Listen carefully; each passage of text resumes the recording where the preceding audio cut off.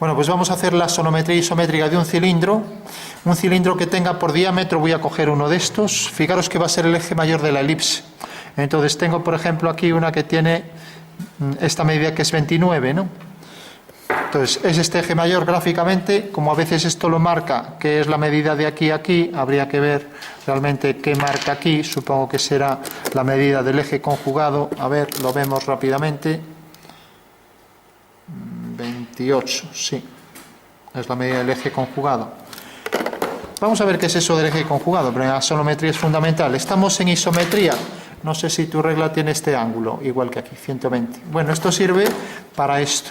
Si yo cojo, por ejemplo, aquí la línea en vertical, si tiene ese ángulo, pues ya lo marco aquí y ya tengo ahí los 120 grados, ¿vale?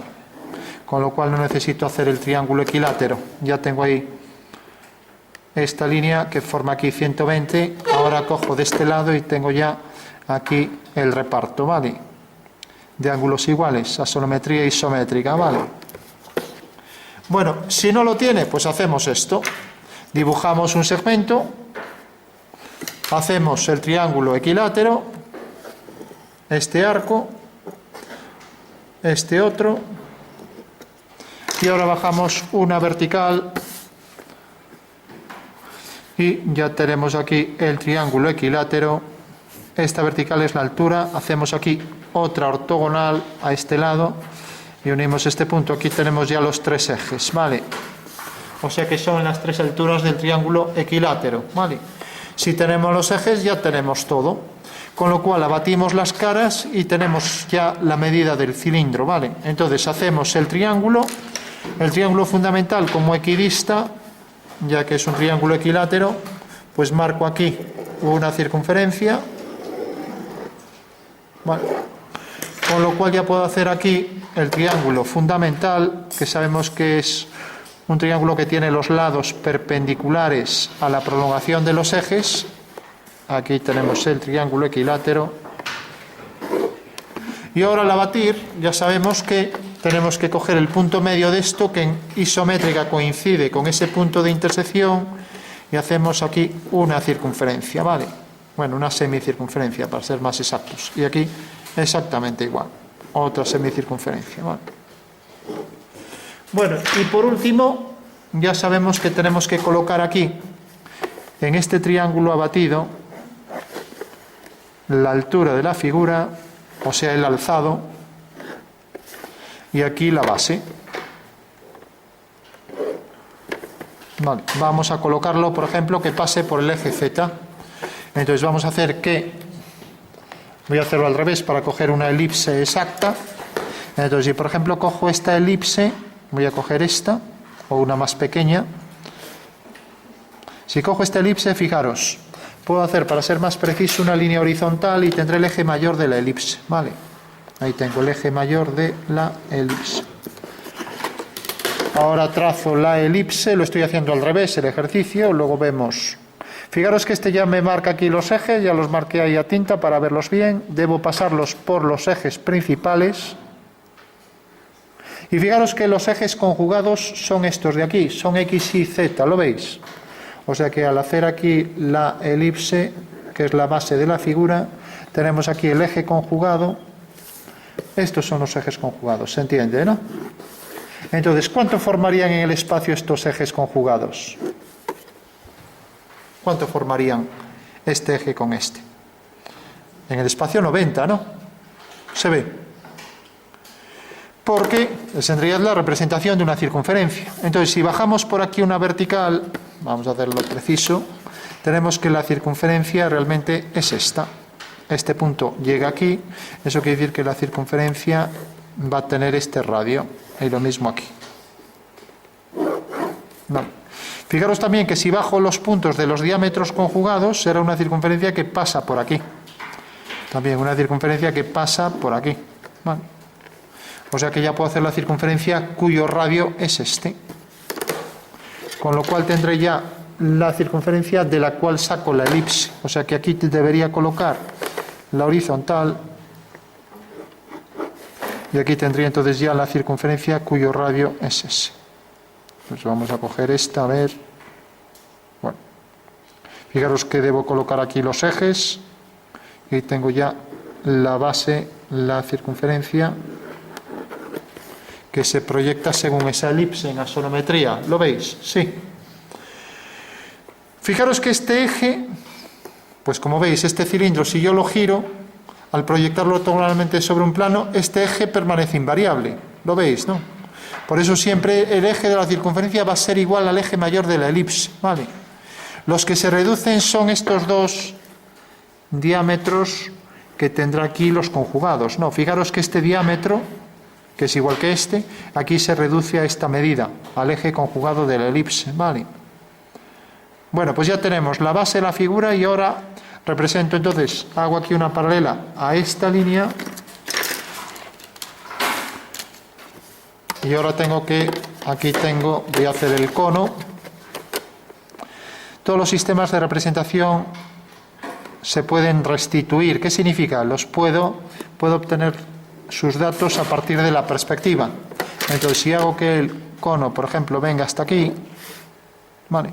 Eso quiere decir que este punto, al proyectarlo aquí, pues va a caer exactamente aquí, ¿vale? Y esa será en perspectiva, ya hago la tangente a la elipse, la otra tangente, y esa será la perspectiva del cono. Y este será el alzado del cono. Fijaros que aquí colocamos el alzado y aquí la planta. Se ve, ¿no? Vale, entonces cojo esta medida, la paso con el compás y coloco aquí ya la figura, ¿vale? De este lado.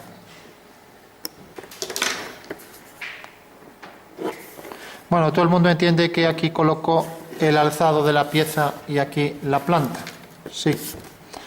Por último, sabemos que esto tendría que ir discontinuo. Eso quiere decir que, bueno, deberíamos hacerlo bien. A ver si tenemos por aquí.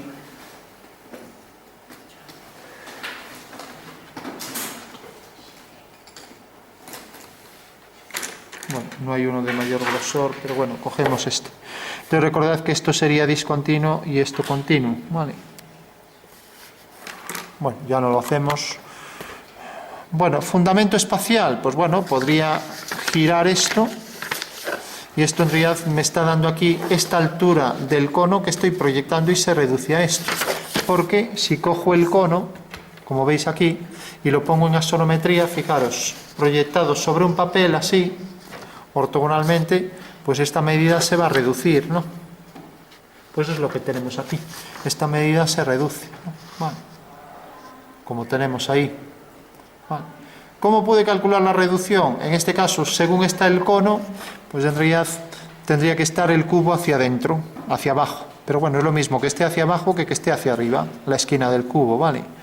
Si queda hacia arriba, pues bueno, debería estar así entonces, ¿vale? Entonces el cono tendría esta cara colocada aquí, en esta cara, la abato, tengo aquí la verdadera forma y proyecto las medidas, ¿vale? O sea que siempre colocad aquí la planta, aquí el alzado, proyectamos la altura, proyectamos las medidas de la planta y ya tenemos la perspectiva, en este caso del cono. ¿Qué es un cono truncado? Imaginaros que está cortado hasta aquí. Pues hago una paralela. Entonces, represento aquí el punto donde está el truncamiento, o sea que será una elipse, una circunferencia que se proyecta ahí según una elipse, ¿no? Y esta medida será el diámetro de la circunferencia que colocaré ahí en planta. Entonces cojo aquí el diámetro, que es este, ¿no? O sea, este diámetro lo coloco aquí y ya tengo la planta de la figura, ¿vale? Entonces debo colocar ahí en los ejes y ahora sé que esta es la circunferencia concéntrica que define hasta dónde va a llegar el cono. Hago aquí una vertical y si hago aquí una tangente, la tangente es un invariante proyectivo, eso quiere decir que arriba también tendré una elipse cuyo eje mayor pues será esto, ¿vale? Entonces cogeré la elipse isométrica y proyectaré también siguiendo la dirección de I', sigo la dirección de I', corta aquí y por tanto ya sé que este es el centro de la elipse. Por aquí puedo trazar una horizontal, ¿vale? Y donde corta aquí tengo el eje mayor de la elipse, que no va a coincidir con el punto de corte con la generatriz, ¿vale? Dibujo ahí la elipse, que es tangente ahí y que tiene este centro, y esa será ya la perspectiva del cono truncado, ¿vale? Bueno, entendéis que ahora el eje conjugado este, que también me marca aquí la plantilla, este eje conjugado será paralelo a este otro eje y me dará esta sección meridiana del cono, ¿vale? Y lo mismo aquí, el eje este paralelo a este y me da aquí el trapecio este, que es la sección del cono. ¿Se entiende eso? Y si hacemos aquí la tangente a la elipse, siguiendo la dirección de I', me dará aquí el punto final del extremo del cono, ¿vale? Mientras que si hago aquí la tangente, pues exactamente igual, tendrá un punto de contacto o de tangencia con el vértice de ese diámetro conjugado, ¿vale? Y lo que dije aquí de los conjugados también me vale para aquí abajo. Si proyecto este eje conjugado, el vértice extremo de ese vértice debe coincidir con este punto, ¿vale? Con este punto de aquí, ya que este es el punto que corresponde al vértice conjugado, ¿vale? Bueno, pues esa sería la representación del cono, y ya que lo tenemos en perspectiva, matemáticamente calculado, pues vamos a calcular sus sombras, ¿vale? Imaginamos entonces los planos coordenados no existen y vamos a hacer que el punto de luz, por ejemplo, esté en infinito, o sea, luz de rayos paralelos, y caiga, por ejemplo, sobre este eje. Así. Entonces tenemos que el rayo de luz viene por aquí. ¿Sabríais calcular la sombra de esa figura? Vale, bueno, pues la sombra de un cono será algo como esto. Si tengo el cono, tengo su proyección del vértice sobre el suelo, sobre el plano horizontal, tengo el plano que contiene al rayo de luz, el rayo de luz pasa por el vértice y corta aquí en el suelo, y desde este punto hago las dos tangentes a la base. Entonces en estos puntos de tangencia, uno con este vértice, y esa será la sombra propia del cono, ¿vale? Mientras que esta será la sombra que proyecta sobre el suelo, ¿vale? De acuerdo. ¿Se entiende eso? Sí. Bueno, pues eso lo hacemos aquí. Saber calcular sombras es fundamental, porque cuando hagamos un boceto podemos saber con total precisión por dónde van las sombras cada vez que dibujamos algo, ¿no? Entonces, desde este punto hacemos las dos tangentes. Recordamos que para hacer una tangente a la elipse, lo hago aparte porque ahí hay mucha línea. Entonces, para saber los puntos de tangencia, hago aquí una secante, hago aquí otra secante, uno estos dos puntos, uno estos dos, y fijaros que corta aquí. Ahora hago una diagonal de este cuadrilátero y otra diagonal, y ahora uniendo este punto con este me da la posición real aquí de un punto de tangencia y del otro, ¿vale? Con lo cual ya sé que ahí es de donde va a salir la sombra, de ese punto y de este, ¿vale? Bueno, pues esto lo haría aquí. Yo aquí ya lo hago a ojo, pero si no llenamos todo de líneas, y esta es la sombra del cono, ¿vale? Y en el punto de tangencia lo que habrá es que hacer aquí la línea que va hasta el vértice, y esta es la línea de separación de luz y sombra, se llama separatriz, ¿vale? ¿Qué pasa? Que termina aquí, con lo cual el cono truncado tendrá por sombra, pues desde este punto hasta este, en esta superficie, ¿vale? Y entonces también proyectamos la circunferencia siguiendo esta misma dirección. Entonces hago una paralela por este punto, tengo aquí el centro de la elipse y será una elipse idéntica de forma, o sea que es una traslación de esa elipse, sin más, ¿no? O sea que cojo la misma elipse y la traslado, la misma elipse, manteniendo también la posición de los ejes, y aquí será tangente, y esa será la sombra de la figura, ¿vale? Fijaros que es la misma elipse, que aquí parece otra, a ver, parece que la cogí ligeramente más grande, cogería esta, sí, más bien. Bueno, pues aquí tenemos. Bueno, aquí la cogí pequeña, bueno, y por supuesto decíamos que tenía que ser tangente, ¿vale? Fijaros que si quisiera hacer con precisión, podría coger el punto exacto de tangencia y hacer una paralela al rayo para obtener aquí el punto de tangencia exacto, ¿vale? Bueno, y una vez que tengo esto, pues ya le damos sombras para que parezca, pues para que parezca esa figura y se distinga bien, ¿vale?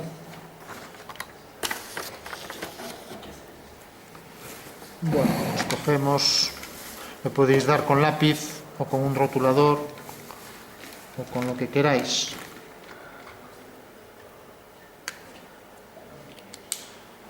A ver.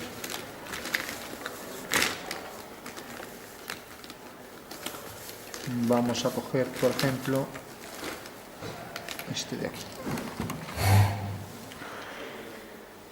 Bueno, pues recordad, para el tema de las sombras, sombra propia del objeto es la que pertenece a la superficie del objeto. Punto de tangencia hasta ahí arriba, pues esto será lo que queda en sombra, ¿vale? O sea que esto es la sombra propia, ¿vale?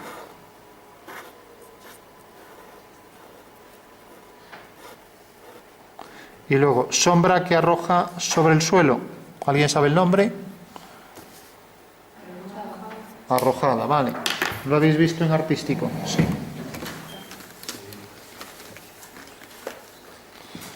Vamos a darle, por ejemplo, color azul. Entonces será este tramo, la circunferencia, más este fragmento de cono, ¿vale? O sea que esta será la sombra que arroja sobre el suelo. Y si el objeto, si el suelo refleja, ¿alguien se atrevería a hacer el reflejo? El reflejo siempre se proyecta sobre la zona de sombra, no sobre la zona de luz. Eso quiere decir que con el compás tendría que coger esta medida y el reflejo del cono vendría a parar aquí el vértice. Por lo tanto, haciendo esta línea, la tangente a la elipse, tenemos que el reflejo viene por aquí hasta aquí, ¿vale? Ese sería el reflejo sobre el suelo. ¿Todo el mundo lo ve? Sí. O sea que esta será la zona de reflexión, ¿vale? Con lo cual podríamos incrementar el oscuro, ya que suma la sombra del objeto más la zona que se refleja, ¿vale?